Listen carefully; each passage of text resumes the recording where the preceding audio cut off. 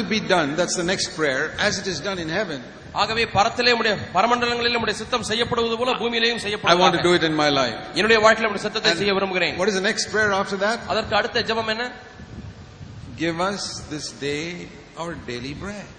இன்று வேண்டிய ஆகாரம், இன்று அன்றன்று வேண்டிய ஆகாரத்தை இன்று எங்களுக்கு தாரும். That is connected to the previous prayer. இந்த ஜெபமானது முந்தைய ஜெபத்திற்கு ஒத்த ஜெபம், தொடர்புடைய ஜெபம். To do your will on earth as it is done in heaven, I need some strength. ஆண்டவரே, பரமண்டலத்திலே உம்முடைய சித்தம் செய்யப்படுகிறது போல பூமியிலேயும் உம்முடைய சித்தம் செய்யப்படுவதற்கு எனக்கு சற்று பலன் தேவை. So give me food so that I can do your will on earth. ஆண்டவரே, உம்முடைய சித்தத்தை இந்த பூமியிலே செய்வதற்கு எனக்கு சாப்பாடு தாரும், ஆகாரம் தாரும். Is that why you pray for food? நீங்கள் இதற்காக தான் ஆகாரத்துக்காக ஜெபிக்கிறீர்களா? Is that why you pray for money and material things? பணத்துக்காகவும் பொருளாதாரத்துக்காகவும் இதற்காக தான் ஜெபிக்கிறீர்களா? You know, we can pray for material things. பொருளாதாரத்துக்காக நான் ஜெபிக்கலாம். Jesus taught us, give us this day our daily bread. ஆண்டவரே, இன்று எங்களுக்கு வேண்டிய அப்பத்தை இன்று எங்களுக்கு தாரும் என்று ஜெபிக்க இயேசு கற்றுக் கொடுத்தார். That includes food and clothing and shelter. அது ஆகாரம், உடை, உணவு இவைகள் எல்லாம் அடங்கும். And it includes education for our children so that they can get food, clothing and shelter when they grow up. பிள்ளைகள் வளரும் பொழுது அவர்களுக்கு உண்ண உணவும் உடுக்க உடையும் இருக்க வீடும் கிடைக்கும்படியாக அவர்கள் படிப்பும் இதில் அடங்கும். So that is also part of that prayer. ஆக இந்த ஜெபத்தின் ஒரு பகுதி படிப்பு. But why? ஏன்? So that I can do your will on earth as it is done in heaven. பரமண்டலத்திலே உம்முடைய சித்தம் செய்யப்படுகிறது போல பூமியிலே நான் உம்முடைய சித்தத்தை செய்யும்படிக்கு. So that my children also when they grow up can do your will in their life on earth as it is done in heaven. பரமண்டலத்திலே உம்முடைய சித்தம் செய்யப்படுகிறது போல என்னுடைய பிள்ளைகளும் பெரியவர்களாகும் பொழுது அவர்களும் உம்முடைய சித்தத்தை செய்ய வேண்டும். So even though I am educating my children, I am trying to teach them to do God's will on earth as it is done in heaven. என்னுடைய பிள்ளைகளை நான் இப்பொழுது படிக்க வைத்தாலும் கூட நான் சொல்லுகிறது என்னவென்றால் பரமண்டலத்திலே செய்யப்படுகிறது போல என்னுடைய பிள்ளைகள் தேவ சித்தத்தை செய்ய வேண்டும். I say if you are not interested in doing God's will on earth as it is done in heaven, don't ask for daily bread. பரமண்டலத்திலே செய்யப்படுகிறது போல பூமியிலே உம்முடைய சித்தம் செய்யப்பட வேண்டும் என்ற விருப்பம் உங்களுக்கு இல்லை என்றால் அப்பத்தையும் நீங்கள் கேட்க வேண்டாம். And don't ask for healing. சுகத்தையும் நீங்கள் கேட்க வேண்டாம். I remember once when I was asked to pray for some unbeliever. ஒரு முறை ஒரு அவிசுவாசி வியாதிப்பட்டிருந்தார். அவரிடத்தில் ஜெபிக்கும்படி என்னை கூட்டிக் கொண்டு போனார்கள். Jesus prayed for many unbelievers, so it's quite all right to pray for an unbeliever's healing. இயேசு अनेक அவிசுவாசிகளுடைய வியாதிக்காக ஜெபித்தார். ஆகவே அவிசுவாசி ஜெபிக்க கூப்பிட்டால் நீங்கள் தாராளமாக ஜெபிக்கலாம். But when I went there to pray, ஆனால் அங்கே நான் ஜெபிக்க போன பொழுது I wanted him to try and understand why God heals. ஏன் தேவன் சுகமாக்குகிறார் என்பதை அவர் விளங்கிக் கொள்ள வேண்டும் என்று நான் விரும்பினேன். So I said, now how shall I pray? நான் அவரிடத்திலே பார்த்து கேட்டேன், நான் எப்படி ஜெபிக்கட்டும்? I said, shall I pray, Lord, this man doesn't have strength to go and stand in the cinema queue, so please heal him so that he can be strong, so that he can go and stand in the cinema queue and buy tickets. Cinema தியேட்டர்ல போய் ticket வாங்குறதுக்கு கியூல நிக்கிறதுக்கு பலன் இல்ல ஆண்டவரே. ஆகவே இப்பொழுது சுகப்படுத்தி பலப்படுத்த ஆண்டவரே. அப்போது சினிமா டிக்கெட் வாங்கி நல்லா பாப்பார் ஆண்டவரே என்று ஜெபிக்கட்டுமா? And Lord, he is so weak now, he can't shout and get angry at his wife. Give him some strength so that he can do that in future. ஆண்டவரே, தன்னுடைய மனைவியை பார்த்து திட்ட கூட இப்ப பலன் இல்ல ஆண்டவரே, அடிக்கவும் பலன் இல்ல ஆண்டவரே. ஆண்டவரே, கொஞ்சம் பலத்தை தாரும் ஆண்டவரே என்று ஜெபிக்கவா? சுகத்தை தாரும் ஆண்டவரே என்று ஜெபிக்கவா? Then you begin to think, why am I asking God to heal me?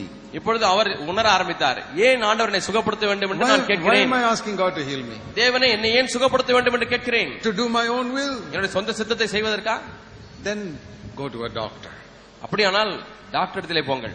If you go to God நீங்க தேவனிடத்திலே போனால் and you ask him to heal you, உங்களை சுகப்படுத்த முடியாது கேட்டால் pray like this. இது போல ஜெபியுங்கள். Lord, heal me so that I can do your will on earth as it is done in heaven.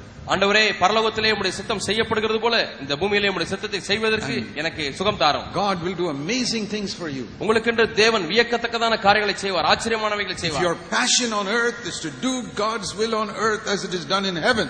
பரலோகத்திலே தேவ சித்தம் செய்யப்படுகிறது போல பூமியிலேயும் செய்யப்பட வேண்டும் என்பதே உங்களுடைய வாஞ்சை விருப்பமாய் இருக்குமானால், you know, when we talk about holiness, that's what it means.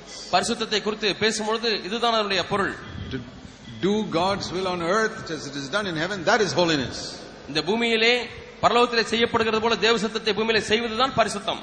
When God created man, he wanted a man who would do his will on earth as it is done in heaven. தேவன் மனிதனை சிருஷ்டித்த பொழுது பரலோகத்திலே தேவ சித்தம் செய்யது போலவே பூமியிலேயும் செய்ய வேண்டும் என்றுதான் மனிதனை உண்டாக்கினார். And for 4000 years there was nobody like that. 4000 ஆண்டுகளாக நாம் அப்படி பார்க்க முடியவில்லை. At last, when God sent his son as a man, there was one man finally, for the first time, who did God's will on earth exactly as it is done in heaven. 4000 ஆண்டுகள் கடந்த பிறகு ஒரு மனிதர் தேவ சித்தம் பரலோகத்தில் செய்யது போலவே செய்யப்படுவது போலவே பூரணமாய் இந்த பூமியிலேயும் செய்தார் ஒரு நபர். And at the end of 30 years, அந்த நபருடைய வாழ்க்கையின் 30 ஆண்டுகள் கழித்து God said, I'm so delighted with this, I'm well pleased with him.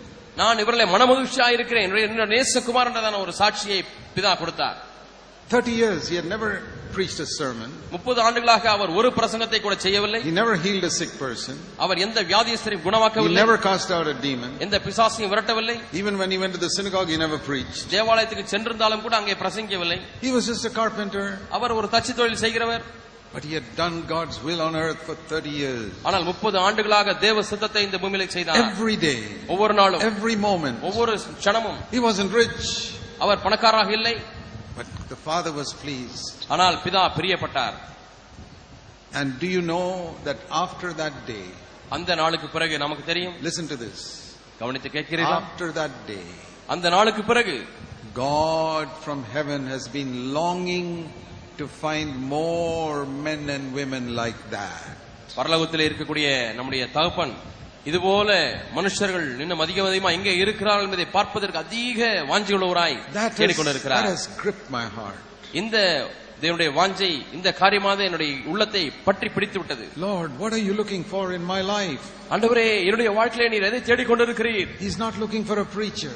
அவர் ஏதோ பிரசங்கியார் வேண்டும் என்று தேடிக்கொண்டிருக்கவில்லை. He's not looking for somebody who will travel here, there and preach the word of God. இங்கேயும் அங்கேயுமாய் பிரயாணம் செய்து கொண்டு வேதத்தை பிரசங்கிக்கக்கூடியவர்களை தேவன் தேடவில்லை. He's looking for one who will do his will completely in everything big and small. பெரிய காரியமோ சிறிய காரியமோ முழுமையாக தேவ சித்தத்தை செய்ய முடியாய் வாஞ்சியா இருக்கிறவர்கள் எங்கே என்று தேடிக்கொண்டிருக்கிறார். Brother, sister, be a man, woman like that. சகோதர சகோதரிகளே, இது போல ஒரு மனுஷியா இருந்து விட மாட்டீர்களா?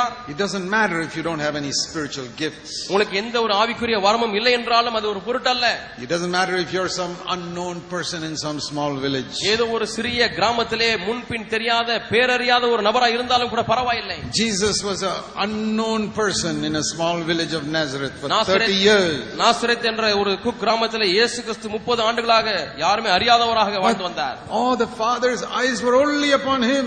ஆனாலும் பிதாவுடைய கண்கள் எல்லாம் அவர் மீதே அமர்ந்திருந்தது. I want to be a man like that. நான் அது போல ஒரு மனிதனாக இருக்க விரும்புகிறேன். Do you want to be a person like that? நீங்கள் அது போல இருக்க விரும்புகிறீர்களா? You don't have to be a preacher. அதற்கு உங்களுக்கு பிரசங்கிக்கிற வரம் தேவையில்லை. You can be the poorest person in your village. உங்களுடைய கிராமத்தில் இருக்கிறதிலே நான் தான் மிகுந்த பரம ஏழை என்று சொல்லலாம். God's eyes will be on you. தேவனுடைய கண்கள் உங்கள் மீது இருக்கிறது. He looks for such people. அப்படிப்பட்ட நபர்கள் எங்கே என்று ஆண்டவருடைய கண்கள் தேடிக் கொண்டிருக்கிறது. He's looking all over Tamil Nadu for such people. இப்படிப்பட்ட நபர்கள் எங்கே இருக்கிறார்கள் என்பதை பார்ப்பதற்காக தமிழ்நாடு முழுவதுமாக ஆண்டவருடைய கண்கள் சுற்றிக் கொண்டே இருக்கிறது. Who desire righteousness. நீதியை விரும்புகிறவர்கள் எங்கே? Who desire to do God's will completely according to His word. தேவனுடைய சித்தத்தை முழுமையாக தேவ வார்த்தையின்படியாய் செய்யக்கூடியவர்கள் எங்கே? Who want to build a home exactly according to God's word. தேவனுடைய வார்த்தையின்படியாகவே தங்களுடைய குடும்பத்தை கட்ட விரும்புகிறவர்கள் எங்கே என்று ஆண்டவர் தேடிக் If they become elders in a church who want to build a church exactly according to the Bible. ஒரு சபையிலே மூப்பராய் நீங்கள் இருக்கிறீர்களா? தேவனுடைய வார்த்தையின்படியே ஒரு சபை கட்டப்பட வேண்டும் என்ற விருப்பம் உள்ளவர்களாக இருக்கிறீர்களா? And in their relationship with other brothers and sisters, they want to have exactly the same relationship the Bible says they should have. வேதம் எவ்வாறு சொல்லுகிறதோ அதே விதமான உறவை ஒவ்வொரு சகோதரத்திலும் வைக்கக்கூடிய நபர்கள் எங்கே என்று தேடுகிறார் That means they want to love everybody just like Jesus loved them. இயேசு எப்படி இவர்களை நேசித்தார் அதே போல இவர்கள் மற்ற நேசிக்க முடியாத மக்கள். I mean, God knows that none of us have reached that level. நம்மிலே யாருமே அந்த அளவை அடைந்ததில்லை என்று தேவன் நன்றாக அறிந்திருக்கிறார். But He sees who all are longing to come there. ஆனால் அந்த இடத்திற்கு வருவதற்கு யாருக்கெல்லாம் வாஞ்சை விருப்பம் இருக்கிறது என்பதை பார்க்கிறார். He is so happy with such believers. அப்படிப்பட்ட விசுவாசிகளை பார்க்கும் பொழுது தேவன் சந்தோஷப்படுகிறார். These are the ones who bring greatest joy to Him on this earth. இவர்கள் தான் இந்த பூமியிலே தேவனுக்கு மிகப்பெரிய சந்தோஷத்தை கொண்டு வருகிறவர்கள். So, in order to be a person like that, இது போன்ற ஒரு நபராக இருக்கும்படிக்கு I want to recommend that you have one attitude. ஒரு மனப்பான்மை உங்களுக்கு இருக்க வேண்டும் என்று உங்களுக்கு நான் பரிந்துரைக்கிறேன். Now, I already told you that you must pray that God will help you to obey every command that a Christian should obey in the Bible before you leave this earth. ஒரு கிறிஸ்தவன் இந்த பூமியை விட்டு கடந்து செல்வதற்கு முன்பதாக என்னென்னலாம் கற்பனைகளுக்கு கீழ்ப்படிய வேண்டுமோ அவள் எல்லாவற்றுக்கும் ஆண்டவரே நான் கீழ்ப்படிய விரும்புகிறேன் என்று நீங்கள் சொல்ல வேண்டும். You know, I prayed that prayer.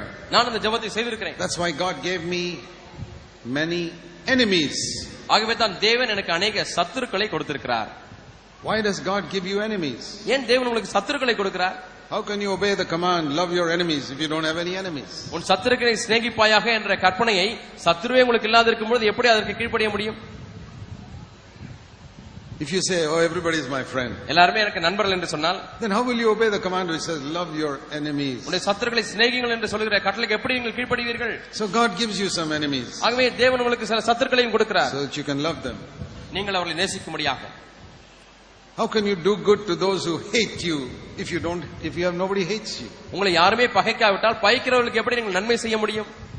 How can you bless those who speak evil of you if you don't want anybody to speak evil of you? யாருமே உங்களை குறித்து தீமையாய் பேச வேண்டாம் என்று விரும்புகிறீர்கள், நீங்கள் எப்படி உங்களை குறித்து தீமையாய் பேசுகிறவர்களை ஆசீர்வதிக்க முடியும்? Supposing you say, oh Lord, don't let anybody speak evil of me. ஆண்டவரே, என்னை குறித்து யாரும் தவறாய் பேசிவிடக் கூடாது, தீமையாய் பேசிவிடக் கூடாது என்று சொன்னால், then you are praying, Lord, I don't want to obey that command which says speak well of those who speak evil of you.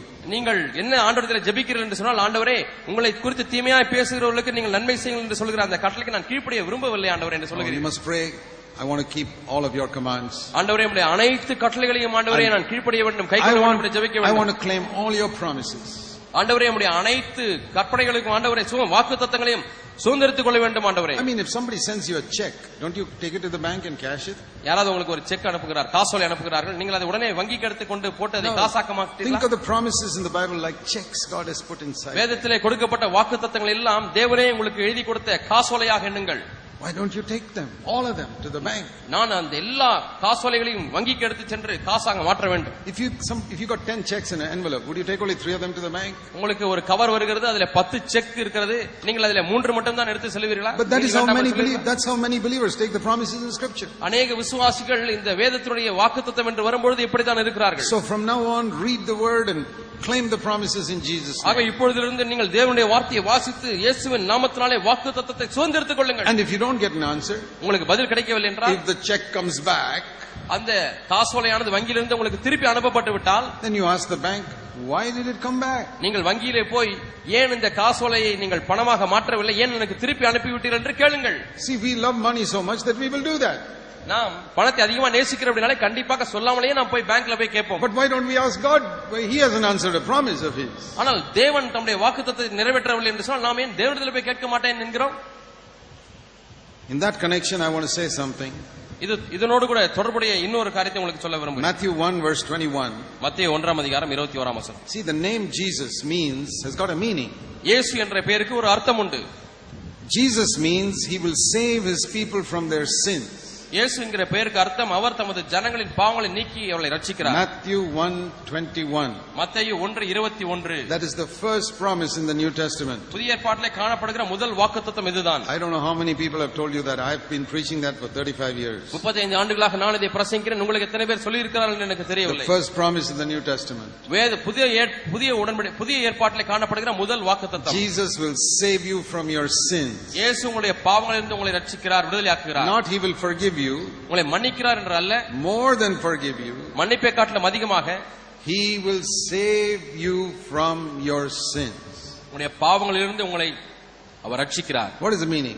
அதனுடைய பொருள் என்ன? Supposing I get angry today, இன்னைக்கு எனக்கு கோபம் வருகிறது, and I ask God to forgive me, ஆண்டவரே என் கோபத்தை மன்னியும் என்று கேட்கிறேன். he forgives me. அவர் என்னை மன்னிக்கிறார்.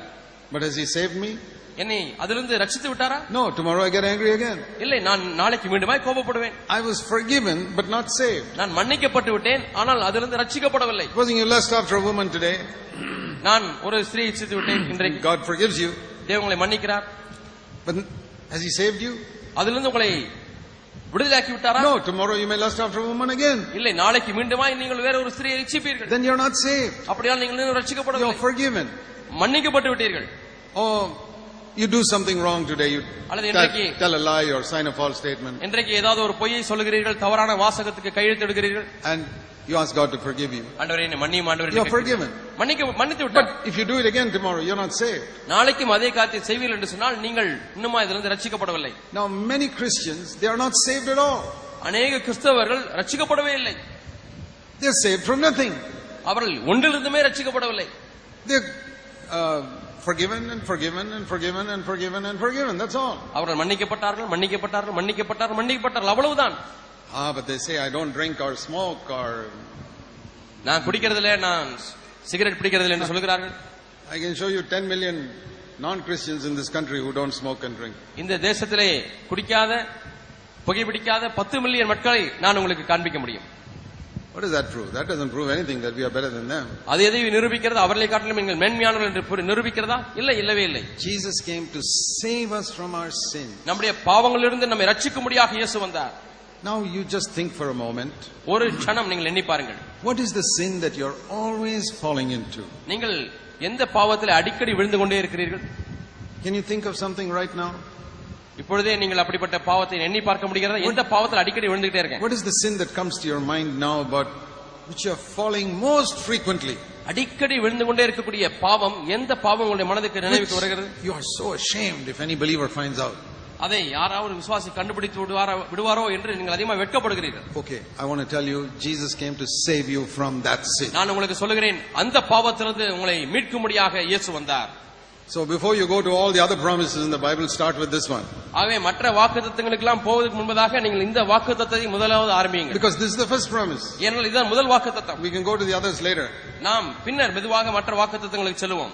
Jesus will save me from all my sins. எல்லா பாவங்களிலிருந்தும் இயேசு என்னை மீட்பார். Now you say, Lord, I want you to fulfill the meaning of your name in my life. ஆண்டவரே, இயேசு என்கிற உம்முடைய பெயருடைய அர்த்தத்தை என்னுடைய வாழ்க்கையில் நிறைவேற்ற விரும்புகிறேன் ஆண்டவரே. Now we go to this matter of praying in the name of Jesus. இப்பொழுது இயேசுவின் நாமத்தினாலே ஜெபிக்கிறோம் என்கிற அந்த காரியத்துக்கு வருவோம். What does that mean? அதனுடைய பொருள் என்ன? Now to many people that is just like a mantra. அநேகருக்கு இது ஒரு மந்திரத்தை போல. We pray in Jesus' name. இயேசு நாமத்தில் ஜெபிக்கிறோம் பிதாவே, ஆமென். For some people, we pray in Jesus' name means the prayer is over, you can open your eyes now. சில பேருக்கு இயேசு நாமத்தில் ஜெபிக்கிறோம் பிதாவே என்று சொன்னால் எல்லாரும் கண்ணை திறந்து விடலாம், ஜெபம் முடிந்து விட்டது என்று அர்த்தம். That's all. அவ்வளவுதான் இயேசு நாமம். Much more than that. அதை காட்டிலும் அதிகமான ஒன்று. Now pray like this.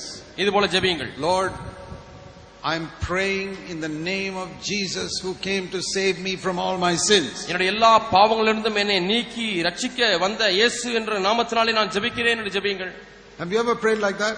எப்பொழுதாவது இப்படி Lord, ஜெபித்திருக்கிறீர்களா? I'm asking for these two things to be done in my life. ஆண்டவரே, என்னுடைய வாழ்க்கையில இந்த ரெண்டு காரியங்களை நீங்க என் வாழ்க்கையில செய்யணும்னு நான் ஜெபிக்கிறேன். And I'm praying in the name of Jesus who came to save me from all my sins. என்னுடைய எல்லா பாவங்களிலிருந்தும் என்னை மீட்டு ரட்சிக்க வந்த இயேசு என்கிற நாமத்திலே நான் ஜெபிக்கிறேன்.